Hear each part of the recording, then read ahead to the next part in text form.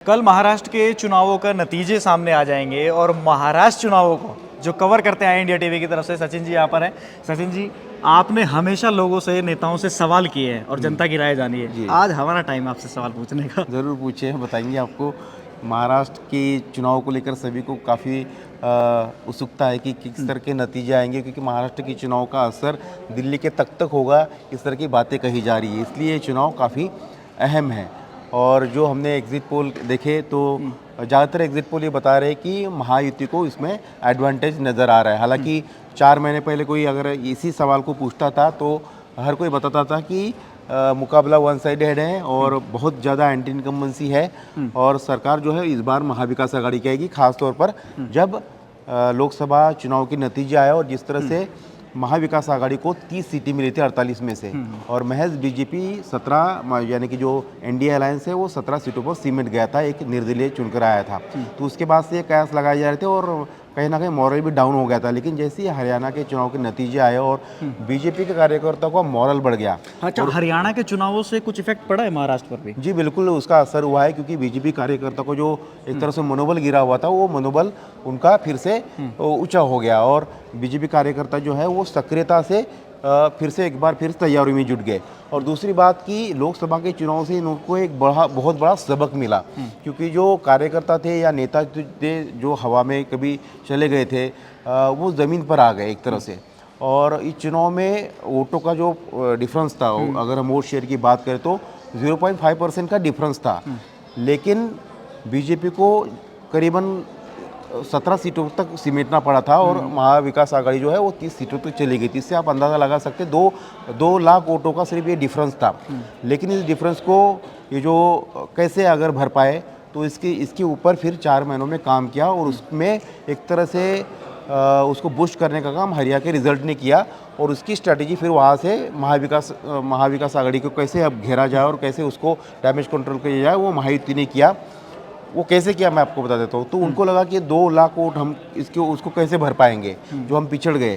तो उन्होंने लाडली बहना योजना लाई, जो सबसे बड़ा इफेक्ट, सबसे बड़ा वो ट्रम्प कार्ड है उनका, लाडली बहन योजना, जो मध्य प्रदेश में वहाँ पर मध्य प्रदेश सरकार लाने में बहुत बड़ी उनका रोल रहा। उसी योजना को उन्होंने यहाँ पर लाया, क्योंकि अगर ये महिलाओं के वोट बढ़ेंगे तो 2% का जो डिफरेंस है वो आसानी से भरा जाएगा और वो बीजेपी को और उनके अलायंस को सपोर्ट करेगा। इसलिए वो योजना लाई गई। हालांकि इसके ऊपर काफ़ी पहले विरोध हुआ, लेकिन बाद में महाविकास आघाड़ी को भी लगा कि ये योजना जो है ट्रम्प कार्ड साबित हो रही है और महिला जो है कहीं ना कहीं महायुति और बीजेपी के साथ जा रही है। इसलिए उन्होंने पहले तो शुरू में विरोध किया कि पैसे कहाँ से आएंगे और सब आरोप लगाए। कोर्ट तक भी तो गया था मामला। कोर्ट तक भी मामला गया, लेकिन बाद में उन्होंने इसी योजना को दुगने पैसे देने का वादा किया अपने मैनिफेस्टो में। महालक्ष्मी उसको नाम दिया है और 3000 रुपये देने की बात कही है। तो इसके बाद में महाविकास आघाड़ी की जब ये मुद्दा लेकर चुनाव में गए, राहुल, आपने देखा होगा कि मुंबई में रैली हुई थी और राहुल गांधी और तमाम लोगों ने 5 जो गारंटी दी, इसमें इनकी पहली गारंटी थी। लेकिन फिर बीजेपी और जो महायुति अलायंस है उन्होंने ये कहा कि ये लोग तो पहले इसका विरोध कर रहे थे, कोर्ट तक गए और अभी ये कह रहे हैं कि इस योजना से लाडली बहना जब खुश है तो ये कह रहे हैं कि अब हम आपको 3000 रुपये देंगे। कहाँ से देंगे ये 3000 रुपये? ये खुद ही सवाल उठा रहे थे कि पैसे नहीं है तिजोरी में। तो कांग्रेस सिर्फ झूठे वादे करती है और बीजेपी ने कर्नाटक का एग्जाम्पल दिया, तेलंगाना का एग्जाम्पल किया कि किस तरह से झूठे वादे करते हैं। और अगर बीजेपी सरकार केंद्र में और राज्य में जो है वो एक साथ एक ही पार्टी की सरकार नहीं रहेगी, तो विकास योजनाएं पहले 2.5 वर्ष में जो उद्धव जी की सरकार देखी, लोगों ने उस तरह से विकास के काम, चाहे मेट्रो के प्रोजेक्ट हो, सड़कें हो, कोस्टल रोड हो या अन्य जो डेवलपमेंट हो, एयरपोर्ट्स के इशू हो, पोर्ट हो, ये सब बंद पड़ जाएंगे और लोगों को महाराष्ट्र का विकास थम जाएगा। ये पहली बात उन्होंने कही। दूसरी बात उन्होंने ये कही कि लाडली बहन योजना हो या किसानों की योजना हो, लाडली भाई योजना हो, जो युवाओं के लिए उन्होंने योजनाएं लाई है, उनको 8 से 10 हज़ार रुपये का वो हर महीने स्टाइपेंड देते हैं, वो योजना हो, महिलाओं को मुफ्त बस सेवा हो, उसके अलावा किसानों को और सीनियर सिटीजन जो है उनको सहूलतें दी है, पीक बीमा जो फसल बीमा योजना है वो उन्होंने लाई है। इसके अलावा सीनियर सिटीजन के लिए मुफ्त तीर्थ यात्रा की योजनाएं लाई है। इस तमाम योजनाएं बंद कर देंगी, इस तरह का प्रचार किया। उस प्रचार का इम्पैक्ट हुआ। ये तो उन्होंने सरकारी जो योजना है इसको लेकर उन्होंने अपनी स्थिति मजबूत की। दूसरी उन्होंने स्थिति कैसे मजबूत की कि जहाँ पर जो विदर्भ का रीजन था, जहाँ ये बड़ा इंपॉर्टेंट इलाका है विदर्भ और मराठवाड़ा, बीजेपी को वहाँ पर सिर्फ 2 सीटें मिली थी। एक नागपुर की सीट गडकरी की जीती थी और एक अकोला की सीट। वहाँ पर बीजेपी के जो नेता थे वहाँ पर आदिवासी, दलित, मुस्लिम और कुणबी ये फैक्टर काम करता है। तो वहाँ पर नितिन गडकरी विदर्भ के इलाके में पूरे समय तक रहे। चंद्रशेखर बावनकुले जिनको पिछली बार उनका टिकट काटा गया था, इसलिए 13 सीटें उनकी वहाँ पर हारनी पड़ी थी बीजेपी को 29 सीटें मिली थी 2019 के लोकसभा। हाँ, 62 में से 29 सीटें मिली थी। उसमें से 13 सीटें का नुकसान इसलिए हुआ था कि ओबीसी जो नेता है चंद्रशेखर बावनकुले, उनके वोट काटे गए थे। तो उन्होंने इस बार बावनकुले को प्रदेश अध्यक्ष बनाया और बावनकुले नागपुर की जो 12 सीटें आती है और उसके इर्द गिर्द जो सीटें उन्हीं पर उन्होंने फोकस किया। और देवेंद्र फडणवीस जी हर तीसरे चौथे दिन जो है वो विदर्भ का दौरा करते थे, नागपुर का दौरा करते थे। तो बीजेपी के इन दिग्गज नेताओं ने विदर्भ का इलाका संभाल के रखा। जहाँ बीजेपी कमज़ोर कड़ी थी, मराठवाड़ा का रीजन, वहाँ पर उन्होंने एकनाथ शिंदे को ज़्यादा सीटें लड़ने के लिए दी है। और कोकण में और उन्होंने एकनाथ शिंदे की पार्टी ने, शिवसेना ने मराठवाड़ा में ज़्यादा फोकस किया। पिछले चुनावों में देखा गया तो कोकण में भी शिवसेना को अच्छी सीटें मिली थी वहाँ पर देखा जाए, और लेकिन वो संयुक्त शिवसेना थी। हाँ, संयुक्त थी, आपने बिल्कुल सही कहा। अब पिछले चुनावों की अगर बात की जाए तो मराठवाड़ा और विदर्भ को मिला करके जैसे कहा जाता है किसानों का सबसे बड़ा मुद्दा है वहाँ पर।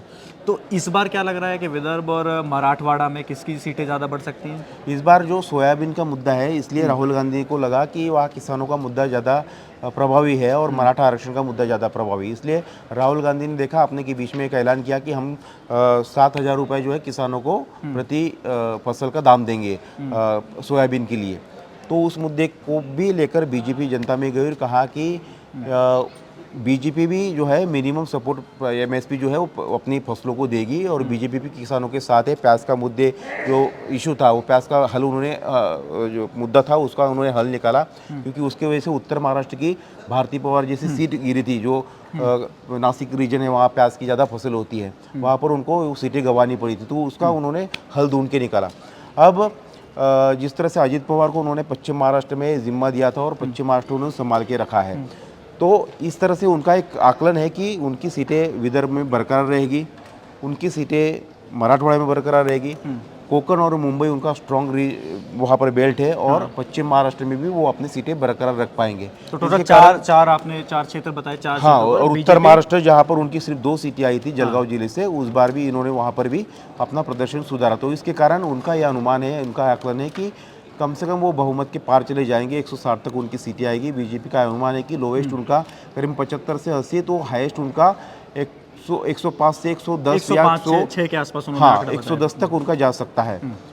अब रही बात महाविकास आघाड़ी की, तो महाविकास आघाड़ी को ये लगता है कि पिछली बार 2019 के जब चुनाव हुए थे, तब उस चुनाव में लोकसभा में पहले यहाँ पर एनडीए की सरकार आई, मोदी जी फिर से जो है प्रधानमंत्री बने, और उस दौरान जो है एक तरह से देशभक्ति का माहौल था और बीजेपी में कई सारे कांग्रेस के नेता छोड़कर चले गए थे।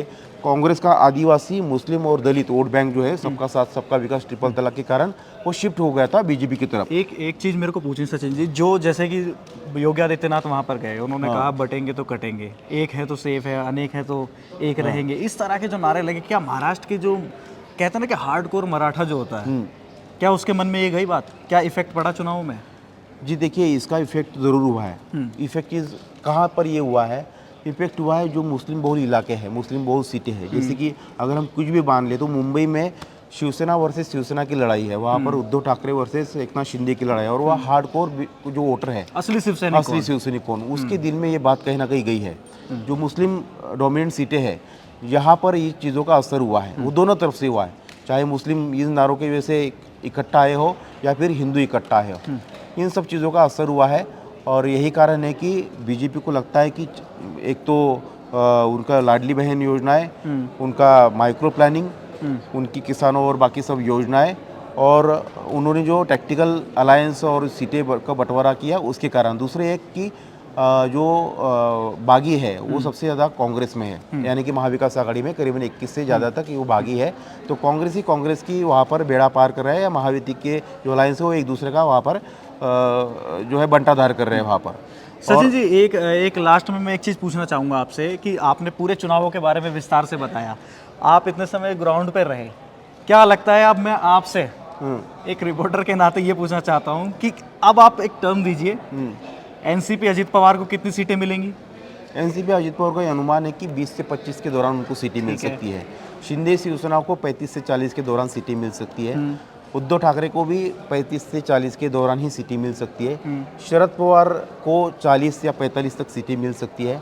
तो इस बार भी अजीत पवार से बड़े ही निकलेंगे शरद पवार लोकसभा चुनाव की तरह? अब तक तो यही लग रहा है। और बीजेपी हो सकता है कि सिंगल लार्जेस्ट पार्टी हो, क्योंकि कितनी कांग्रेस बीजेपी का जैसे मैंने बताया कि लोएस्ट वो मान के चल रहे हैं कि 75 से 80 तक, और हाईएस्ट उनका रहेगा 105 से 110 तक। वही कांग्रेस से मान के चल रही है कि 65 से एक 70-75 तक उनको सीटें मिल सकती हैं। और महायुति को कितनी सीटें टोटल मिला के अगर देखा जाए तो? महायुति को उनका अनुमान है कि करीबन 155 से 160 तक सीटें उनको मिल सकती है, और इतना ही अनुमान जो है वो महाविकास आघाड़ी को भी है, क्योंकि जैसे मैंने आपको बताया कि चाहे मराठवाड़ा रीजन हो, विदर्भ रीजन हो, पश्चिम महाराष्ट्र हो, या फिर मुंबई में इस बार उनके साथ उद्धव ठाकरे का अलायंस है, जो पहले बीजेपी के साथ हुआ करता। तो उनको लगता है कि उनकी विदर्भ में 10 से 15 सीटें इस बार बढ़ेगी, उनकी मराठवाड़ा में सीटें बढ़ेगी, उनकी पश्चिम महाराष्ट्र में सीटें बढ़ेगी, और मुंबई रीजन में भी उनकी सीटें बढ़ेगी।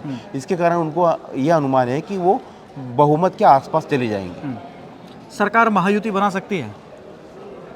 देखिए, जैसे मैंने कहा कि जो लाडली बहना का फैक्टर अगर चल गया वन साइडेड, जो उन्होंने माइक्रो प्लानिंग किया है वो अगर कारगर साबित हो गया, और एक मुश्ता जो है बटेंगे तो कटेंगे, ये खेतों सेफ है, इसकी तरह के नारे लग गए, और जो बूस्टर डोज कहा जा सकता है हाँ इसको। हाँ, वो अगर वन साइडेड अगर वोटिंग हुई, क्योंकि वोटिंग परसेंटेज बढ़ा है, पिछली बार जो है 61% वोटिंग हुई थी, इस बार जो है 65.5 के करीबन वोटिंग हुई, यानी कि 4% वोटिंग बढ़ी है। अगर ये वोटिंग सीटों में और वोटों में तब्दील होती है तो डेफिनेटली एडवांटेज जो है महायुति को मिल सकता है।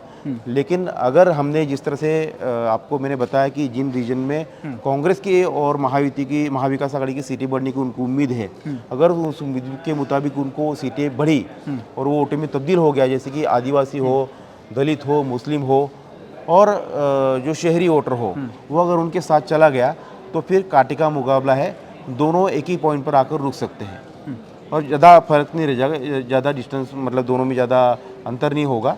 जो भी विधायक है 10 से 15 सीटों का ही अंतर हो सकता है दोनों में। तो चलिए, आपने रिपोर्टर की जुबानी सुना कि महाराष्ट्र के चुनाव में क्या हो सकता है। कल नतीजे आएंगे, आप इंडिया टीवी देखते रहिए, और इंडिया टीवी सुबह 6 बजे से हम लाइव नतीजे बताने स्टार्ट कर देंगे। और सचिन जी, आपका बहुत बहुत शुक्रिया, आपने आके हमारे दर्शकों को बहुत आसान तरीके से समझा दिया कि महाराष्ट्र में किसकी सरकार बन सकती है, किसका नहीं। बहरहाल, आप देखते रहिए इंडिया टीवी।